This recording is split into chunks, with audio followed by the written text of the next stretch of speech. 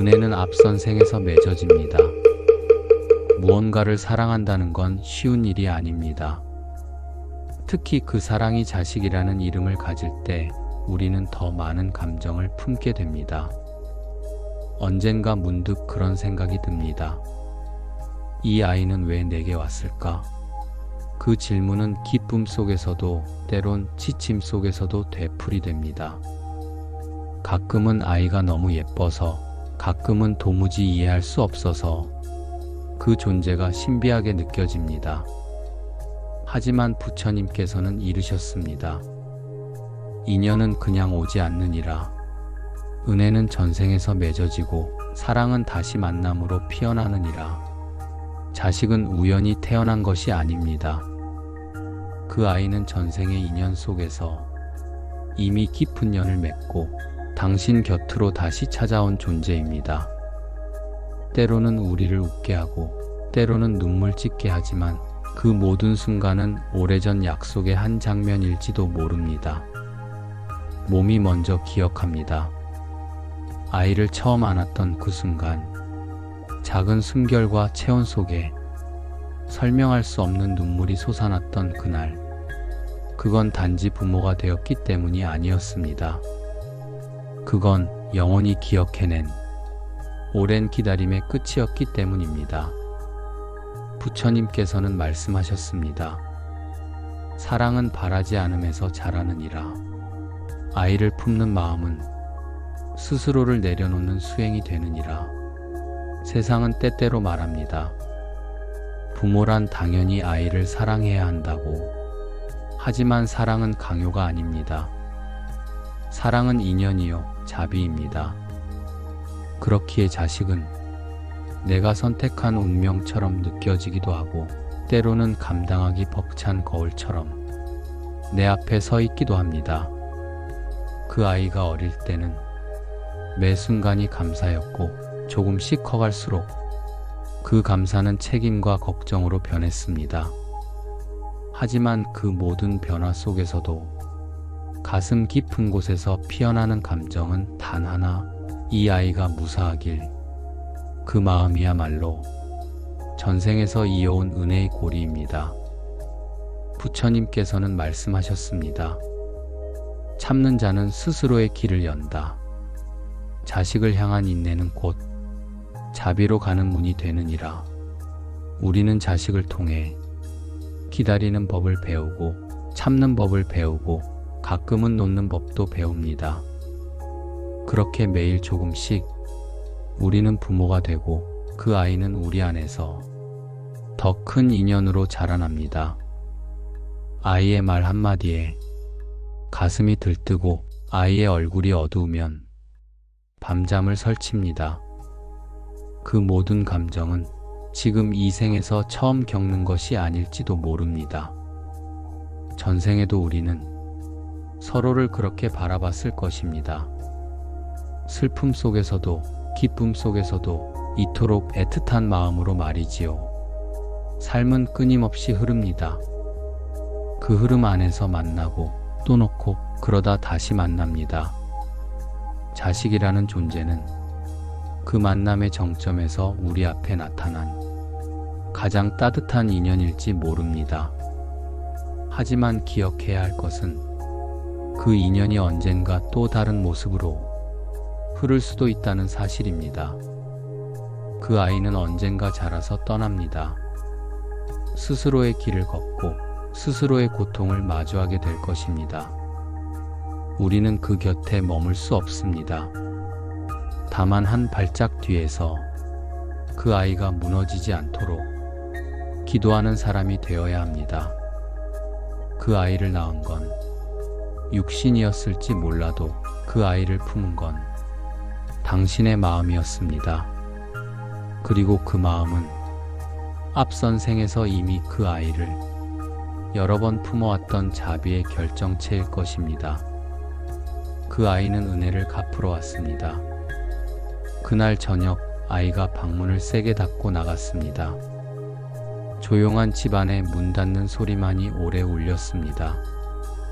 방 안에 혼자 남은 나는 한참을 움직이지 못했습니다.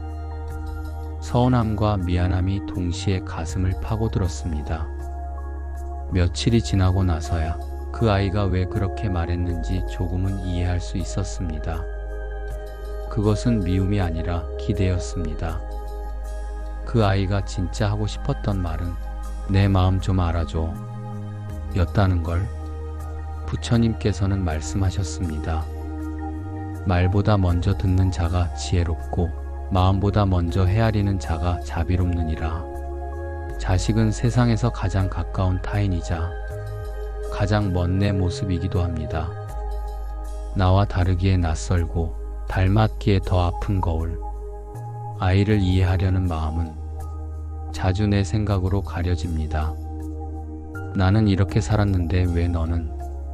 내가 다 해줬잖아. 왜 나한테? 하지만 사랑은 방식이 아니라 흐름입니다. 그 흐름이 막히는 순간 우리는 고요히 질문을 던져야 합니다.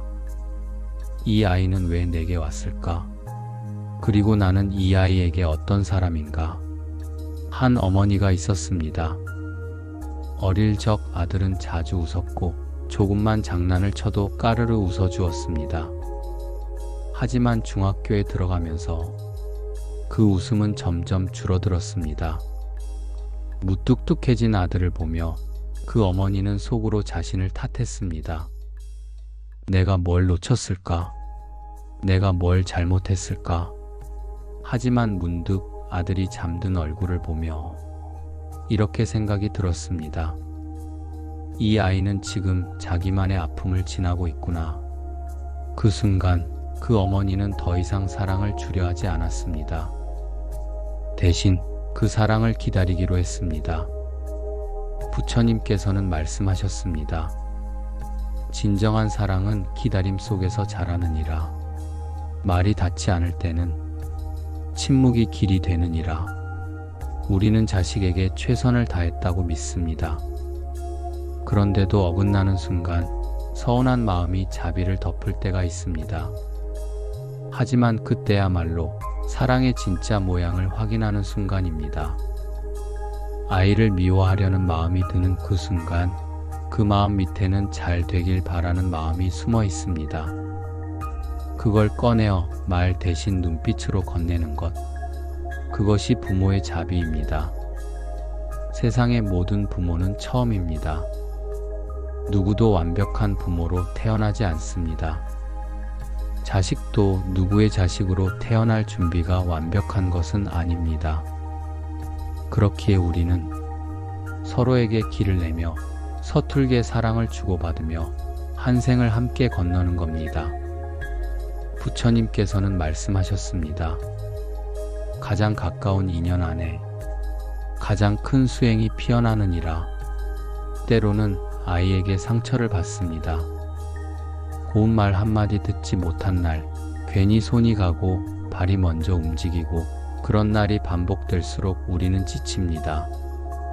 하지만 어쩌면 그 지침조차도 전생에서 스스로 감내하겠다 약속한 몫일지도 모릅니다. 이 아이가 힘들어할 것을 알고도 그 삶 곁에 내가 있어주겠다고 다짐한 것일지도 모릅니다. 사랑은 이기려 하지 않습니다. 사랑은 계산하지 않습니다. 사랑은 오늘을 기준으로 하지 않습니다. 사랑은 흐릅니다. 어제도 흘렀고 오늘도 흐르고 있으며 내일도 흐를 것입니다. 그리고 그 흐름 안에 나와 이 아이라는 인연이 있습니다. 아이가 말없이 돌아설 때 그 뒷모습에 대고 조용히 속삭이는 말. 잘 다녀와. 아프지 말고. 그래도 난 내 편이야. 그 모든 말은 이 생을 넘어 다시 만날 때에도 당신의 입에서 또다시 흘러나올 것입니다. 그것이 전생의 은혜입니다. 그것이 지금 당신 안에 흐르고 있는 자비입니다. 아이를 향한 사랑은 때로 내려놓음의 이름을 가집니다. 붙잡으려 애쓰던 마음을 한 걸음 물러서서 바라보는 그 순간 사랑은 조금 더 깊어집니다. 부처님께서는 말씀하셨습니다. 사랑은 움켜짐이 아니라 흐름이요. 흐름은 멈춤이 아닌 머물미니라. 아이를 키운다는 건 그저 길러내는 일이 아닙니다. 자신의 일생을 견디는 일이며 자신의 사랑을 매일 시험받는 과정입니다. 자식은 은혜를 갚으러 온 존재이자 우리가 은혜를 되갚아야 할 인연이기도 합니다. 그 둘은 바뀌고 얽히고 결국은 하나의 흐름이 됩니다. 한 스님의 말이 전해집니다. 세상에서 가장 큰 수행은 아이를 기르며 놓는 것이라 했습니다. 처음에는 안아야 했고 그 다음엔 잡아주어야 했으며 이제는 떠나게 해야 합니다. 그 모든 과정 속에서 당신은 그저 사랑하는 일을 한 것뿐입니다. 때로는 아이가 엇나가기도 합니다. 말도 섞기 싫어하고 가까운 존재를 더 쉽게 미워하기도 합니다. 하지만 그것이 인연의 끝은 아닙니다. 그것은 흐름 중 하나의 고비일 뿐입니다. 물도 흐르다 보면 돌에 부딪히고 굽이치고 그러다 다시 길을 찾아갑니다. 부처님께서는 말씀하셨습니다.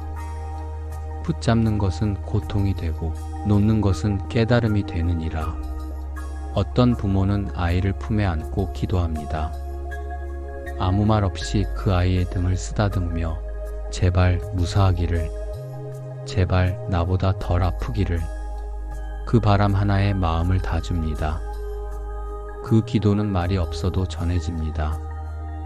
눈에 보이지 않아도 그 마음은 인연을 따라 아이의 곁에 머뭅니다. 사랑은 멈추지 않습니다. 내가 죽은 후에도 그 마음은 아이의 삶 속 어딘가에서 다른 모습으로 피어날 것입니다. 사랑은 형태를 바꾸며 흐릅니다. 말 대신 기도, 기억 대신 습관, 존재 대신 울림으로 남습니다.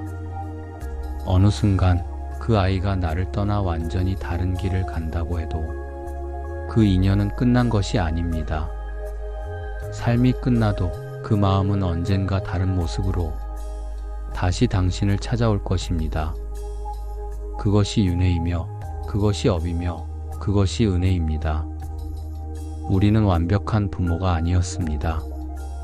하지만 자비로운 마음으로 매일을 살아내려 했습니다. 그리고 그 마음은 그 자체로 수행이었습니다.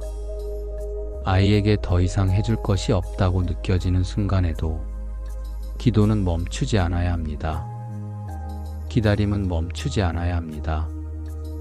그 아이가 나의 길을 이어가지는 않을지라도 내가 걸어온 길 어딘가에서 그 아이는 내 발자국을 기억하게 될 것입니다. 그 기억 하나만으로도 그 아이는 외롭지 않을 것입니다. 부처님께서는 말씀하셨습니다. 참는 자는 고요를 만나고 놓는 자는 자비를 만나느니라. 지금 아이가 내 뜻과 달라도 내가 이해할 수 없는 선택을 해도 그 마음 끝에는 사랑이 있다는 것을 믿어야 합니다. 우리가 그 아이에게 품은 마음이 결코 헛되지 않았음을 언젠가는 서로의 눈빛 속에서 다시 확인하게 될 것입니다. 마지막으로 남는 것은 기억이 아니라 그때 품었던 마음입니다. 그 마음이 지금도 흐르고 있다는 것을 당신은 알고 있습니다. 그 아이는 전생의 은인이었고 지금은 당신의 자식이며 앞으로 또 다른 모습으로 당신 곁에 머물지 모릅니다.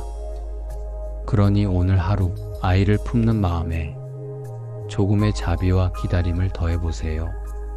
그 마음은 곧 당신을 위한 것이기도 하니까요. 그리고 기억하세요. 사랑은 끝나지 않습니다. 다만 흐를 뿐입니다.